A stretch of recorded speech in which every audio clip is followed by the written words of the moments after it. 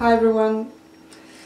There is so much to say on this subject and I realized that this video would be too long, so I decided to cut it in two parts. So in the first part I will be speaking about love relationships in general, the different aspects and dynamics we can find in love relationships.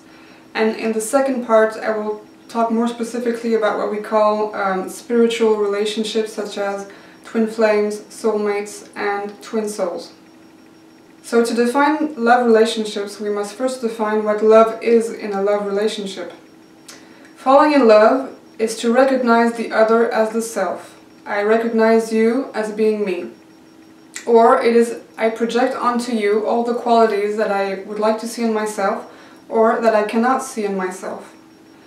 And so it is also this aspiration for unity, because from two separate entities we merge and we become one. And I can find in you this completion. I can finally feel complete. When we fall in love, all our feelings are stirred up. We feel joy, we feel excitement, we feel happy, we see everything in a positive way. Sometimes we don't even recognize ourselves anymore because we lose appetite. We always think about the loved one, we cannot concentrate on anything else. And it's like we found the missing parts in the other, so we really float in this bubble of happiness.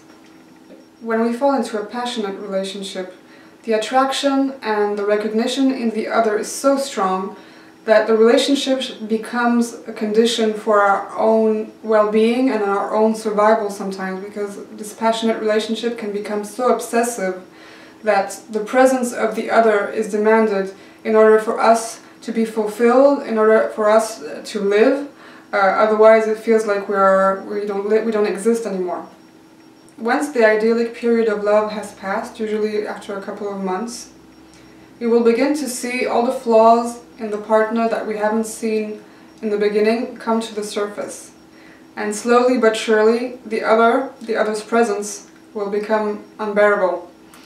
We blame the other for his faults and the other will blame us for our faults, and so the couple might enter this conflict phase where the two partners will rip each other apart on many different levels, and in the case of the passionate relationship it can also lead to destruction.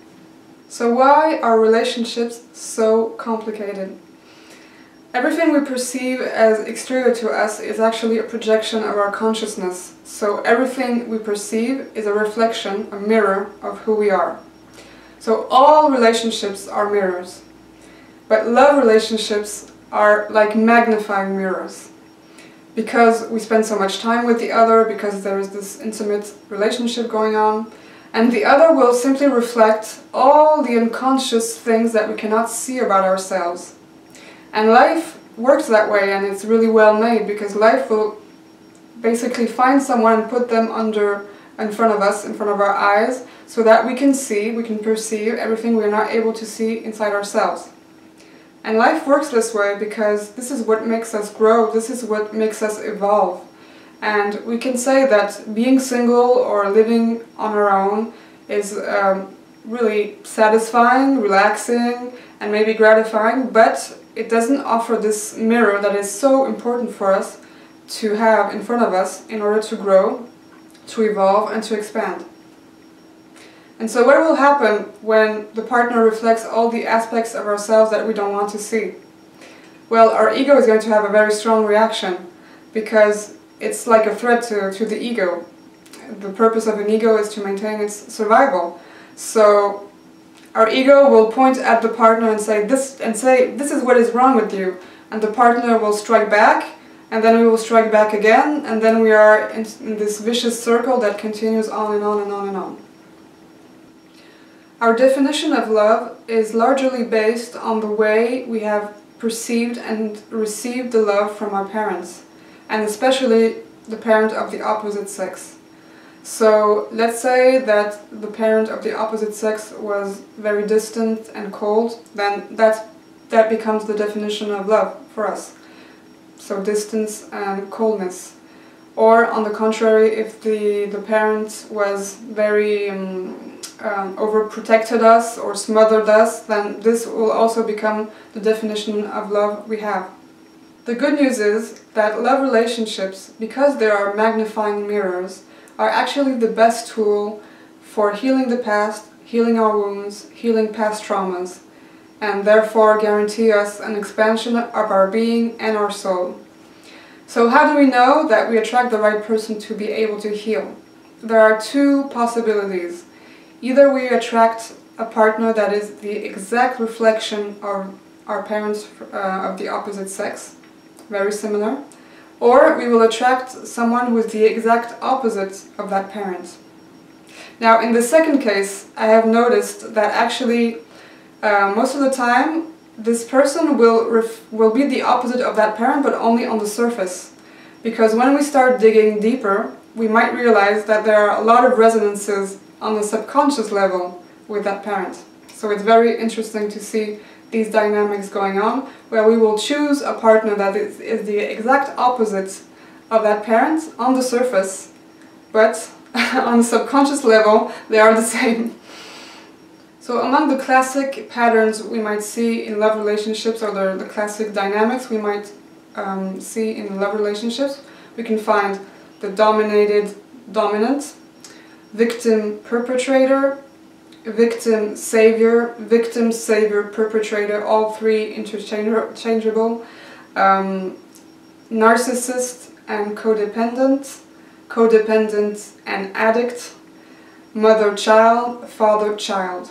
When we want to explore our relationship patterns, especially if they are repetitive, so if we seem to always attract the same kind of person, the same kind of relationship, the same kind of situation, it's very interesting for us to dive deep and to actually go in introspection and ask ourselves these kinds of questions.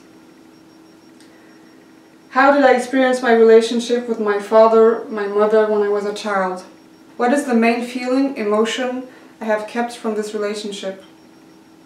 How was my personality formed through what I received from this parent?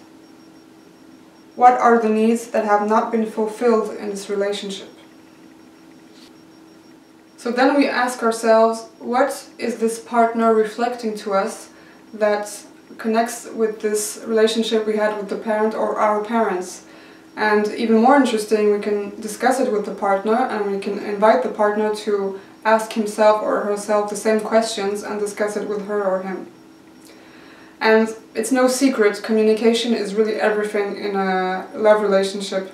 So it's important to be able to go in introspection, but it's also very important to be able to remove all the barriers that we have, so all the masks and all the shields, so we are able to have a really open-hearted connection and communication with our partner, where we can listen to each other and respect each other's emotions and needs.